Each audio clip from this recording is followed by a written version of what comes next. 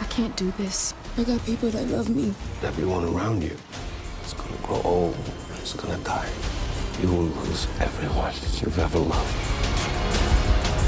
You're one of us now. We walk out of here like always, together. First question is for the lovely Gina.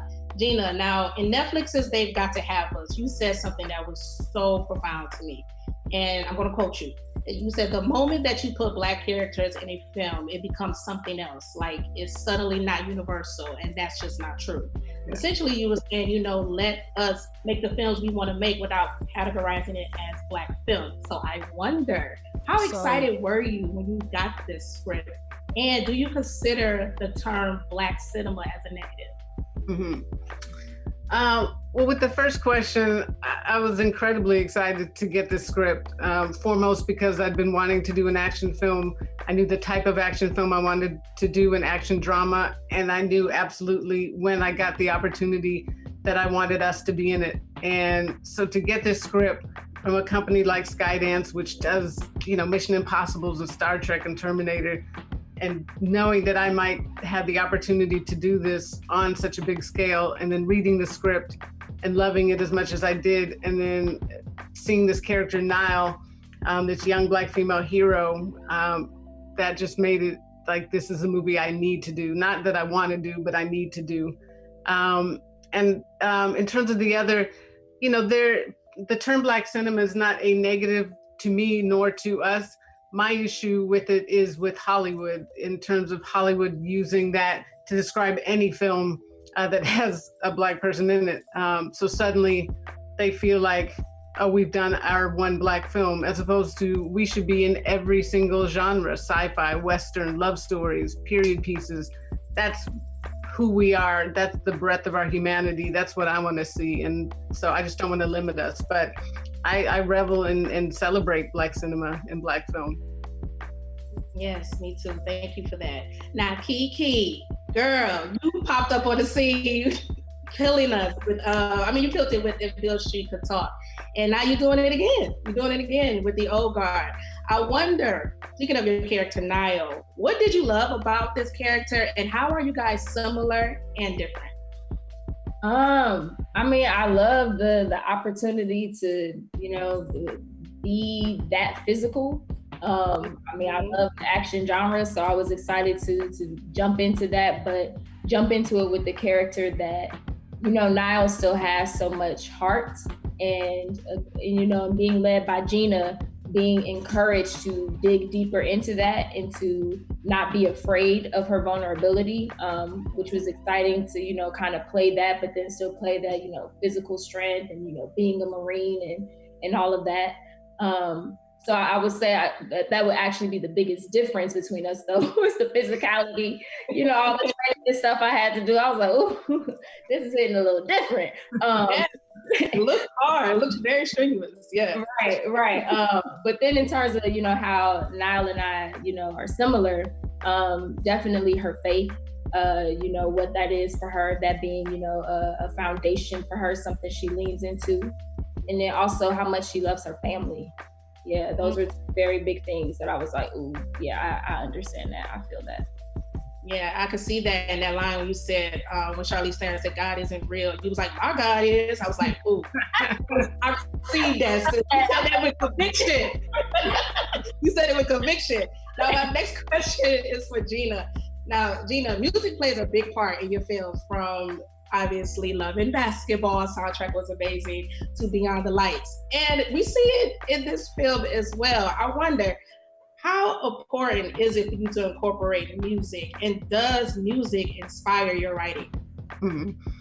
Yeah, music is everything to my process. When I start to write, I create soundtracks for myself and it's just songs that either speak to what I'm writing or open me up emotionally to what I'm about to write. I have soundtracks for myself for directing, and then I create soundtracks as I'm editing. It's everything. And I love doing songs for score. I love traditional score, but I also love songs for score. And those are songs that just help elevate a scene, add a little bit of more emotion. It doesn't take over the scene, but but it absolutely aids it. And songs can tell such a story. Like an Old Guard, the song by Frank Ocean that's in Niall's headphones, for me, it just felt like a song that she would have listened to because it reminds her of her dad and the passing of her dad, because that's what it is. The song is about grief. And as opposed to a song like Going Down Fighting, which is the song that that's playing when Niall is in that elevator and has made the decision that she's gonna, jump over to this other side and be the hero, and going up and just staying on her face. Like, that song elevates it. It tells the story of what she's going through. So finding those great gems is incredibly exciting. And I mean, I love soundtracks. It goes back to Purple Rain, where you could listen to that soundtrack and then watch the movie again in your head because the songs were that distinct. That's what I love to do with my films. Gina, you're pulling at my heartstrings. It's my favorite film of all time. So thanks for referencing that. Now, Kiki, we've seen lately this huge surge of Black female heroes, such as yourself with this character now. We see it in Black Lightning, we see it in Black Panther. I wonder, for you, who was an inspiration when getting this role? Who did you see prior to getting this and was like, you know what, she's a kick-ass character, I'm gonna pull inspiration from her? I feel like I didn't necessarily look at the character so much. It's just, I don't know, Black women who I find to be strong and just maybe haven't, seen it represented that way in film. So even like, honestly, just thinking about my mom, Angela Bassett was the biggest strength. Who else was I thinking of? Those are like the first two to kind of pop in my head, of just like especially with Angela, the way that she just carries herself, such a pride and dignity and integrity to her, that I love, period. But was definitely something that, when thinking of Niall, trying to bring some of that in there as well.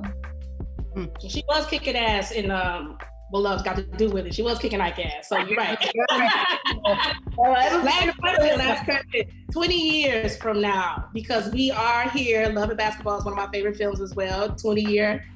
It turned 20 this year, correct? Yeah. 20 years from now, how would you guys like for the Old Guard to be remembered? I could start with you first, Kiki. How would you like the Old Guard to be remembered 20 years from now? 20 years from now, I would hope that it would be, not necessarily remembered, but as a piece of getting Hollywood to tell more of these types of stories with women at the lead, in front of and behind the camera. I'm hoping that it'll be an opportunity, that leads to more doors like this being opened, just showing that we're just as capable and it's just as interesting, when we do it. Great, thank you. Gina. Well, I'll co-sign what Kiki just said, because that was a dope answer. And then I'll just add, in 20 years, if people are still watching this film, that says it all, that this film had longevity, it spoke to them, and it was a world and its characters that they wanted to see again and live with again. And as artists, I think that's a pretty incredible thing. Groundbreaking. I'll say that, groundbreaking. Thank you so much, ladies. Congratulations on an amazing film, and please keep it up. Keep up the great work. Thank you, sis. You're welcome. Bye.